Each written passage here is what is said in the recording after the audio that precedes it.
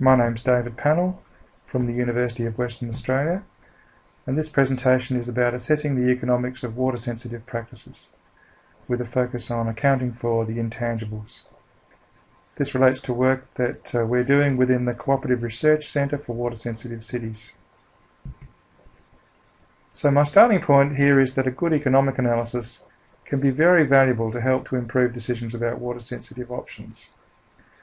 But it's not straightforward. There are many factors that need to be considered to do a valid economic analysis of those options, including the intangible, or what economists call the non-market benefits that they produce.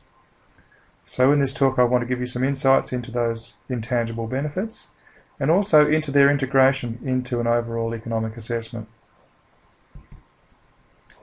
So I'll start off by talking about these integrated economic assessments. These are quite difficult to undertake, partly because they require so much different information to be brought together. So to evaluate an investment in water-sensitive cities or a water-sensitive practice, we need information about what would be the likely outcome from that investment, how valuable or important are those outcomes, what would be the time lags until the benefits are generated, the level of adoption or compliance or uptake of the new practices, the risks, the probability that the investment would not be successful, the costs, and there are various types of costs, and then what would happen without the project.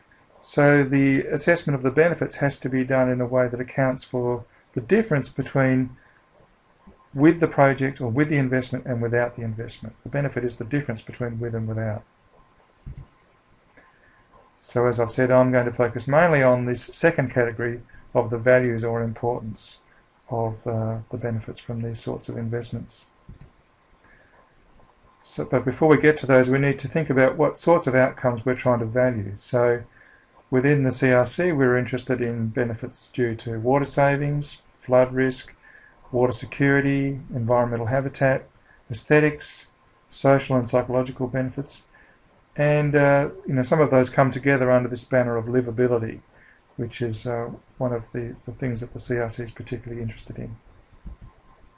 Some of those outcomes have benefits that are priced and can be bought and sold in markets. They're relatively tangible, but some don't. Some are unpriced, there's no market for them, and they at least some of them are relatively intangible sorts of benefits. So the tangibles, looking at the different types of values within those two categories, or the elements of those values. Within the tangible category, the overall benefits depend on the prices and the costs. So the prices reflect people's willingness to pay, which reflects the scarcity of those goods, plus other factors. The costs of the production and provision depend on the input costs and other factors, but those things are relatively tangible. You can get them with some effort, and they're more or less easy to quantify. The intangibles, of course, are more challenging, and they're usually broken into two categories: use values and non-use values. Use values are things that are not bought and sold in markets, but they do result from direct use of the environmental asset, if it's an environmental issue we're talking about. So recreation, aesthetics, health benefits are all things that very clearly result from a person accessing or using or looking at a particular asset. But there are also non-use values, and they're a bit more complicated: existence values, bequest values, option values. I'll just touch on those a little bit and mention existence values. So if there's a threatened species and you don't actually come into contact with it in your normal life, but you care about whether it goes extinct or not, it has an existence value. You don't have to actually have a direct connection to it to care about whether or not it goes extinct. So that would be counted as a non-use value. So I'm not going to focus on this difference between use and non-use values much. In the rest of the talk, I'll mainly talk about them as a group, the two as one type of, or joined together under the banner of intangible benefits. So having determined what the outcomes are, we need to worry about how we're going to estimate them, what value are we going to put on those outcomes.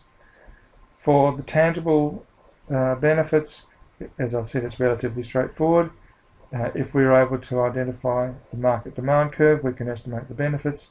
If we can get the market supply curve, we can get the costs, and we're there. Now, it's not necessarily easy to get those, but there are well-established methods to do it. On the intangible side, it's more challenging, and there are a variety of different approaches that people have used. So one approach is to infer the values from people's behaviour. There's methods that look at house prices or at the travel costs that people are willing to bear, and use statistical methods to sort of tease out from those behaviours or willingness to pay for houses what the environmental benefits are. But then there are some types of benefits that don't get captured that way, particularly the non-use benefits, and for those we're really limited to asking people about them. And there are a couple of approaches there. There's choice experiments and willingness to pay surveys or contingent valuation surveys. And so they rely on people reporting back, telling us about their responses to hypothetical questions about what they would do or what they would be willing to pay, or which they would prefer from some choices. And then the third one I've got listed there is deliberative approaches. Now, these aren't actually all that popular with economists, but they are of interest. I think they're quite of interest to other disciplines, but also some of these, particularly the reliance on expert valuations, are in actual use in real environmental programs. So they're relevant as well. So it's worth noting that that this is actually a relatively controversial area of environmental economics, and even where it's not controversial, it can be quite challenging. So here are some of the challenges and concerns. The first is the cost of getting the information. So surveys are a relatively expensive way of collecting information, and so it's hard to get enough information at a reasonable price because there are so many different non-market or intangible values that we'd like to know about. So there's some trade-offs there, and maybe we need to look at some simplifications sometimes to get at the information that we need.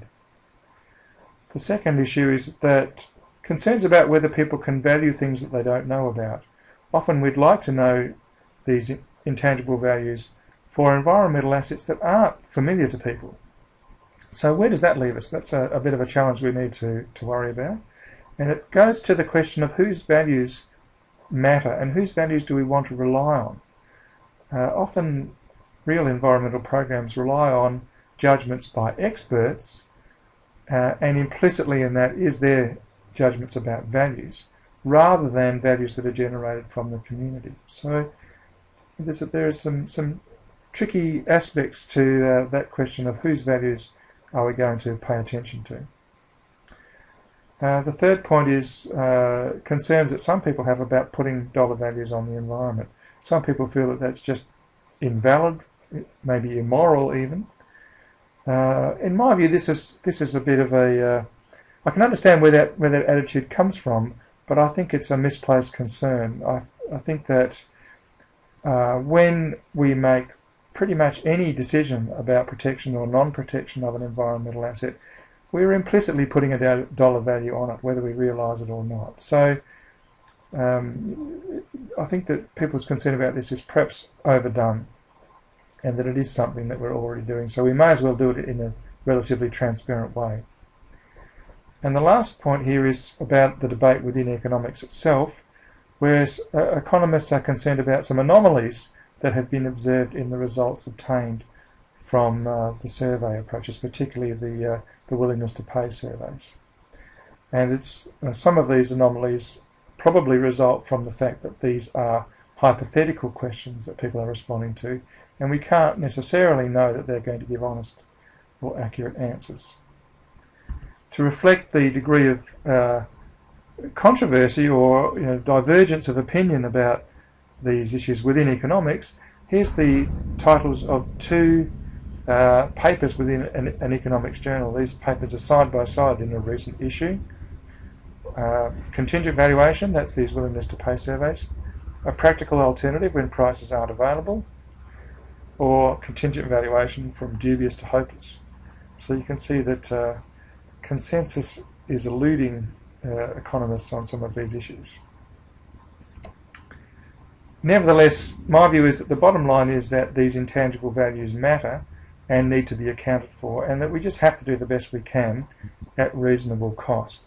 And in some respects, I think that the concern by the economists, while reasonable and worthwhile to have the debate, you could view it as a bit of a storm in a teacup, because some of the other values, the other information that we need to do an economic assessment is much less certain, much more fuzzy, if you like, than the information that you get from these sorts of surveys. And I'm thinking particularly of the information about some of the ecological results and the ecological benefits that result from practices. Often we really have a great uncertainty about those aspects. And relative to that, the information we have from these surveys is pretty good. So I wouldn't be too bound up about it. And in fact, in a recent survey we did of agency staff, environmental agency staff, we found that they had relatively positive attitudes to the use of non-market values. You can see from this Venn diagram that about 3/4 of the people we surveyed either thought that it was useful or potentially useful, and only 13% thought it was not useful. The negative responses were for reasons like they thought it was immature or impractical, or they were philosophically opposed. The positive responses were about they thought that it was useful for an evidence-based approach to decision-making. They thought that it was useful for putting an order of magnitude on the benefits, and I think that's quite a mature response, really. They recognise that it's only approximate, but it at least gives us an order of magnitude, and that's better than nothing. They thought that the information was useful for lobbying, and they thought that it was useful to be able to express the market and the non-market values in the same language. Okay, I want to return now to the question of how we would integrate these intangible values with the other information we need to bring together to assess investments in water-sensitive practices. So this is the equation that an economist would prefer to use. So I'm going to unpack it a little bit, but in an easy way. So this is the equation for a benefit-cost ratio, which is the metric that economists would use to rank potential investments in a water-sensitive practice. And these are the components. So the components include the costs, the lag times until the benefits are generated, the project risks, the probability of project failure, the level of adoption or compliance that we expect to get, and the values. And they're put together in a particular way. So the values are included in this. Here I've added up the tangible and intangible values, and these need to be estimated as the difference between with the investment minus without the investment, as I said earlier on. Focusing in on the intangibles, so I guess a comment to reiterate is that the intangible values are really just one part of a much larger assessment. It's important not to get too bound up with the intangible values. It's important not to think that once you've estimated the intangible values that the work is done. They're just one part of the assessment, but they are an important part. And the second point I want to make is that the structure of this equation is important. It matters the way that these variables are combined. There's a right way and many wrong ways to stick the elements together into a calculation to rank potential investments. And very commonly, it's done very poorly. So this is one area where I hope that our work in the CRC can help people to improve the way that they make decisions about priorities for water-sensitive practices. So that's part of what we're doing in the CRC. We're reviewing the existing evidence about non-market values. We're going to select, in fact we already have started to do this, some new non-market valuation studies. We're going to do a meta-analysis of existing studies to help choose appropriate values to use when evaluating particular investments. And we're going to develop guidelines for doing sound economic analysis of water-sensitive practices. So some of that's underway, a lot of that is still to come, and we're pretty excited about getting heavily into this work. So thanks very much for listening.